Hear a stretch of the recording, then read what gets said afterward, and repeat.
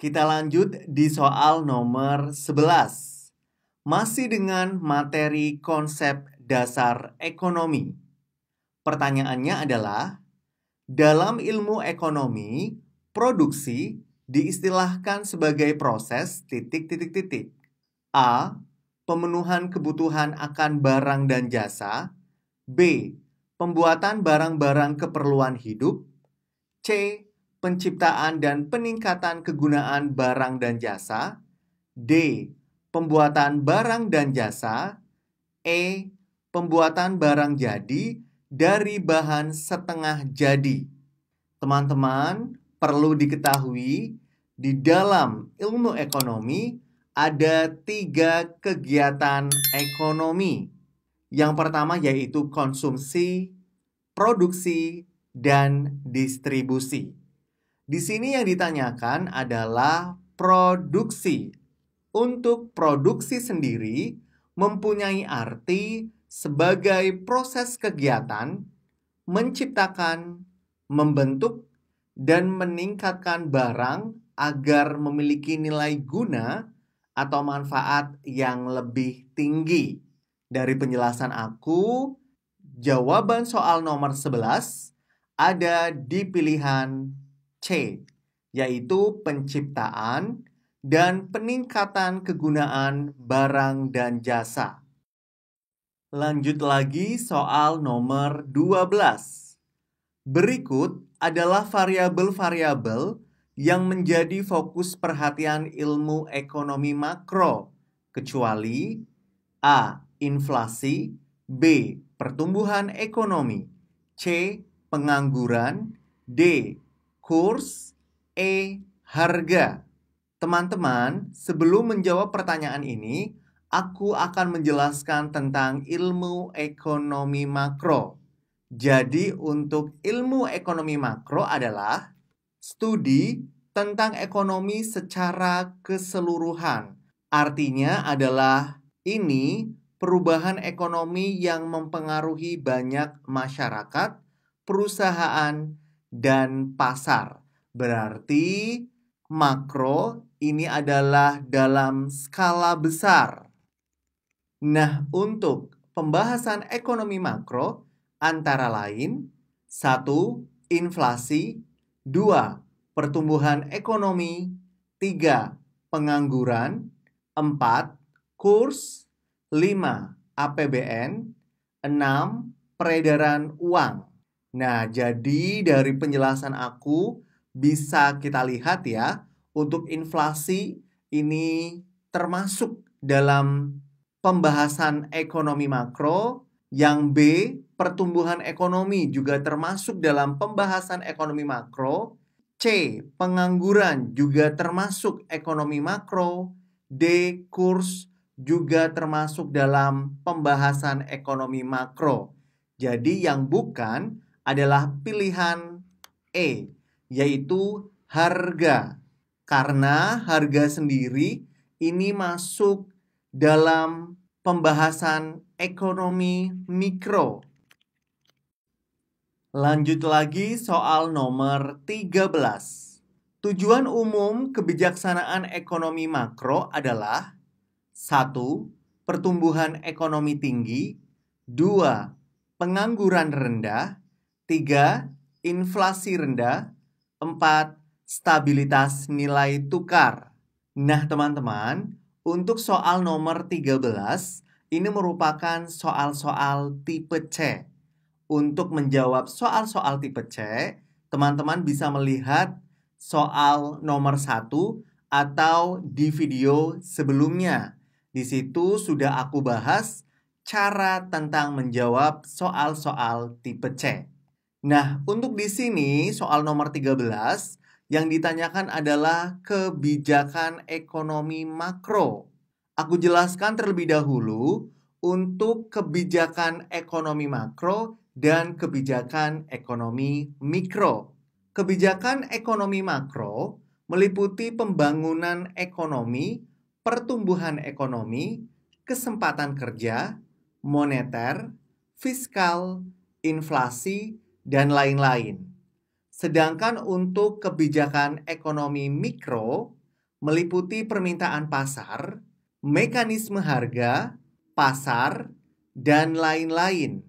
Nah, dari penjelasan aku tadi, bisa kita lihat untuk nomor 1 ini betul, nomor 2 ini betul, nomor 3 betul, nomor 4 juga betul.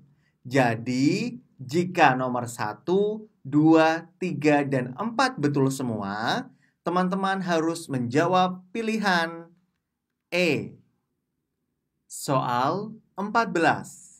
Jika membaca secara seksama, diagram alur mengenai hubungan antara rumah tangga dan perusahaan, maka yang muncul adalah aliran A. Pengeluaran dari perusahaan ke rumah tangga dan aliran barang dari perusahaan ke rumah tangga. B. Pendapatan dari perusahaan ke rumah tangga dan aliran pengeluaran dari perusahaan ke rumah tangga. C. Pendapatan dari rumah tangga ke perusahaan dan aliran pengeluaran dari perusahaan ke rumah tangga. D. Pendapatan dari perusahaan ke rumah tangga dan aliran barang dari perusahaan ke rumah tangga. E. Pendapatan dan pengeluaran dari rumah tangga ke perusahaan dan dari perusahaan ke rumah tangga. Nah, teman-teman, di sini perlu digarisbawahi pertanyaannya adalah hubungan antara rumah tangga dengan perusahaan. Untuk memudahkan teman-teman dalam menjawab soal nomor 14, mari bersama-sama kita melihat gambarnya. Oke, teman-teman, di sini sudah ada gambar yaitu tentang interaksi antar pelaku ekonomi, di mana di sini ada RTK atau rumah tangga konsumsi, atau di sini di soalnya menyebutkan rumah tangga, dan ada juga RTP yaitu rumah tangga produsen atau perusahaan. Bisa dilihat teman-teman, di sini RTK melakukan kegiatan pengeluaran konsumsi. Artinya ini mengeluarkan sejumlah uang untuk membeli barang atau jasa yang disediakan oleh RTP. Sedangkan untuk RTP ini berarti pendapatan atau penerimaan karena produk yang dihasilkan oleh RTP dibeli oleh RTK. Jadi di gambar kita bisa melihat adanya kegiatan pendapatan dan pengeluaran. Sementara di bawahnya untuk faktor produksi ini juga sama, RTP melakukan kegiatan pembiayaan, artinya ini adalah pengeluaran, dan RTK mendapatkan pendapatan dari RTP.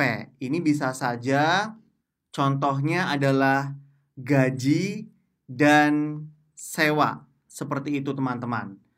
Dari penjelasan aku dan dari gambar juga bisa kita lihat untuk jawaban soal nomor 14 itu berada di pilihan E, yaitu pendapatan dan pengeluaran dari rumah tangga ke perusahaan dan dari perusahaan ke rumah tangga. Lanjut lagi di soal nomor 15. Berdasarkan diagram alur kegiatan ekonomi dua sektor antara rumah tangga dan perusahaan, kegiatan yang dilakukan oleh rumah tangga adalah 1. Menyediakan faktor produksi untuk dimanfaatkan oleh sektor perusahaan. 2. Memanfaatkan faktor produksi dari sektor perusahaan. 3. Membayar harga barang dan jasa kepada sektor perusahaan. 4. Mendapat imbalan dari sektor perusahaan berupa harga barang dan jasa. Teman-teman, yang ditanyakan ini adalah kegiatan yang dilakukan oleh rumah tangga. Kegiatan yang dilakukan oleh rumah tangga meliputi menyediakan faktor produksi untuk dimanfaatkan oleh sektor perusahaan dan membeli barang dan jasa kepada sektor perusahaan. Teman-teman perlu diingat untuk soal 15 ini adalah tipe soal C. Jadi untuk menjawabnya, teman-teman bisa melihat penjelasan aku pada soal nomor 1, yaitu di video sebelumnya. Untuk linknya ada di deskripsi video ini. Oke? Nah, kita lihat tadi untuk kegiatan rumah tangga itu meliputi menyediakan faktor produksi untuk dimanfaatkan oleh sektor perusahaan. Berarti nomor 1 betul. Sedangkan nomor 2 ini tidak termasuk. Nomor 3 ini juga betul. Bisa dilihat teman-teman di situ membeli barang dan jasa pada sektor perusahaan. Berarti artinya rumah tangga membayar harga barang dan jasa kepada sektor perusahaan. Nomor 3 ini betul, nomor 4 tidak termasuk. Nah, jika nomor 1 dan nomor 3 betul, maka teman-teman menjawab pilihan B. Next, soal nomor 16. Nilai suatu barang atau jasa yang dikorbankan untuk mendapatkan barang atau jasa yang lain dalam istilah ekonomi disebut A. Replacement cost, B. Opportunity cost, C. Explicit cost, D. Production cost, E. Sunk cost. Mari kita bahas satu persatu pilihan jawabannya. Untuk pilihan A, yaitu replacement cost, adalah biaya pengganti untuk faktor produksi yang sudah lama atau usang. Sementara B, yaitu opportunity cost, adalah nilai suatu barang atau jasa yang dikorbankan untuk mendapat barang atau jasa yang lain. Langsung ketemukan jawabannya adalah pilihan B, yaitu opportunity cost. Selanjutnya, aku masih menjelaskan untuk pilihan C sampai E. Pilihan C, explicit cost, yaitu biaya eksplisit atau yang terlihat dan bisa dihitung secara akuntansi. Sementara pilihan D, yaitu production cost, itu adalah biaya produksi. Dan sunk cost itu merupakan biaya yang sudah keluar tetapi tidak dapat dikembalikan. Contohnya adalah biaya sewa ruko. Ketika kita menyewa ruko dan usaha kita mengalami kebangkrutan, maka biaya tersebut tidak dapat kembali. Jadi aku ulangi, jawaban nomor 16 ada di pilihan B. Lanjut lagi, kita ada di soal nomor 17. Pertanyaannya, opportunity cost atau biaya kesempatan muncul dalam tiap aktivitas ekonomi karena 1. Kuantitas sumber daya produksi terbatas. 2. Kemampuan produksi mesin dibatasi unsur penggunaannya. 3. Hasrat manusia akan barang dan jasa tidak terbatas. 4. Faktor produksi kapital dapat diperbaharui. Teman-teman, untuk soal 17, ini juga merupakan soal-soal tipe C, di mana untuk pengerjaannya, aku sudah menjelaskan di soal nomor 1. So, teman-teman bisa langsung melihat video sebelumnya. Linknya ada di deskripsi video ini. Oke, kita menuju pembahasan untuk opportunity cost atau biaya kesempatan. Biaya kesempatan atau opportunity cost atau nama lainnya biaya alternatif karena adanya pilihan-pilihan yang harus dikorbankan yang disebabkan oleh sumber daya produksi yang terbatas, sedangkan kebutuhan tidak terbatas. Nah, dari penjelasan aku tadi, untuk nomor 1 ini termasuk ya. Nomor 2 tidak. Nomor 3 masuk. Nomor 4 tidak. Nah, jika nomor 1 dan nomor 3 itu betul, maka teman-teman wajib menjawab pilihan B. Lanjut lagi di soal nomor 18. Masih tentang opportunity cost atau biaya kesempatan. Pertanyaannya, opportunity cost untuk menghasilkan suatu unit tambahan dari barang A dapat diartikan sebagai A. Laba yang diperoleh karena memproduksi barang A. B. Harga satuan barang A. C. Metode paling murah untuk mendapatkan barang A. D. Barang lain yang harus dikorbankan untuk mendapat barang A. E. Jumlah barang A yang dapat dibeli.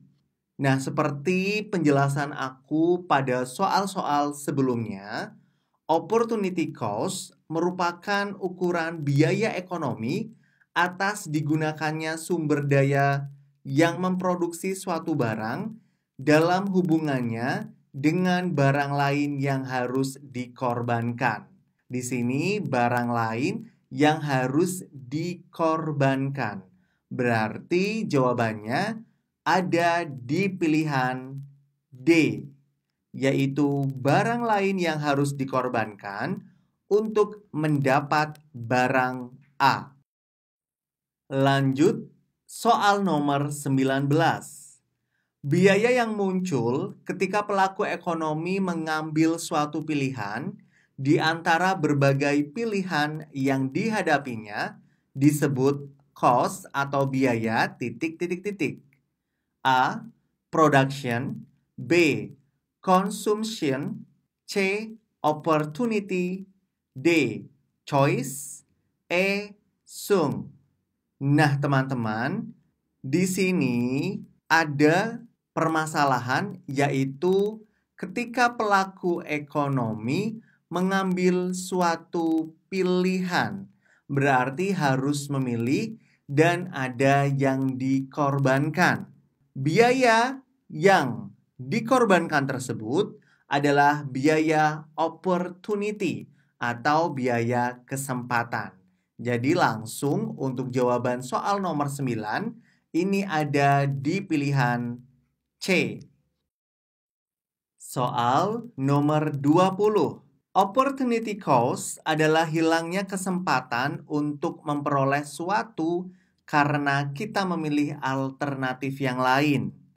Sebab ilmu ekonomi pada dasarnya adalah ilmu memilih, yaitu ilmu yang mempelajari perilaku manusia dalam menentukan pilihan.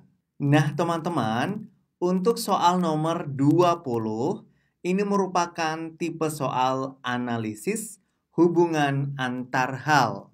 Ini aku tulis ya, analisis hubungan antar hal.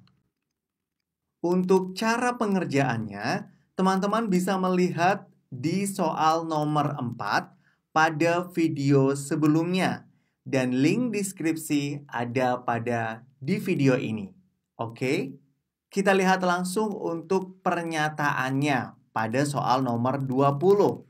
Pernyataannya adalah opportunity cost adalah hilangnya kesempatan untuk memperoleh suatu karena kita memilih alternatif yang lain. Ini merupakan pernyataan yang benar. Terus untuk alasannya, yaitu ilmu ekonomi pada dasarnya adalah ilmu memilih, yaitu ilmu yang mempelajari perilaku manusia dalam menentukan pilihan. Ini juga merupakan alasan yang benar. Kita lihat untuk keduanya ini mengakibatkan sebab akibat. Jadi, ketika pernyataannya benar, terus juga alasannya benar, dan keduanya menunjukkan hubungan sebab akibat, teman-teman wajib memilih pilihan A.